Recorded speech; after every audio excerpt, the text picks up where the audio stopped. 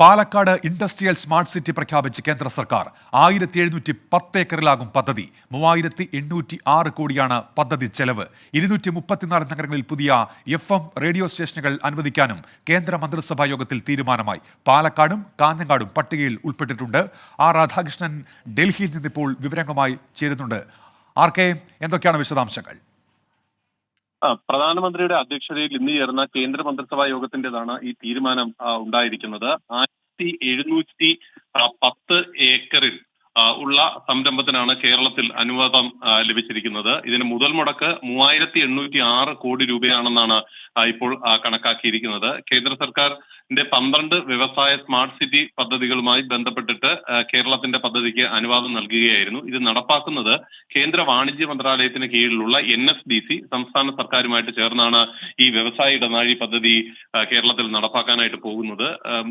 കൊച്ചി സേലം ദേശീയപാതയിൽ പാലക്കാട് ആണ് ഈ പദ്ധതിയുമായി ബന്ധപ്പെട്ടിട്ട് ഏതാണ്ട് 8799 കോടിയുടെ നിക്ഷേപം പ്രതീക്ഷിക്കുന്നു എന്നാണ് കേന്ദ്ര പ്രക്ഷേപണകാര്യമന്ത്രി വ്യക്തമാക്കിയത്. ഇതിന്റെ ഊന്നൽ മേഖല മരുന്നുൽപാദനം, റബ്ബർ, ധാതു അധിഷ്ഠിത വ്യവസായങ്ങൾ തുടങ്ങിയവയായിരിക്കുമെന്നും കേന്ദ്ര മന്ത്രി വ്യക്തമാക്കിയിട്ടുണ്ട്. പാലക്കാട് വ്യവസായ പാർക്കിൽ 1,50,000 പേർക്കെങ്കിലും പദ്ധതിയുടെ ഭാഗമായിട്ട് തൊഴിൽ കണ്ടെത്താൻ സാധിക്കും എന്നാണ് കേന്ദ്ര സർക്കാരിന്റെ കണക്കുകൂട്ടൽ. ഇതുമായി ബന്ധപ്പെട്ടിട്ടുള്ള നടപടികൾ സമയബന്ധിതമായിട്ട് തന്നെ പൂർത്തിയാക്കും എന്നും കേന്ദ്ര സർക്കാർ ഇന്ന് അറിയിച്ചു.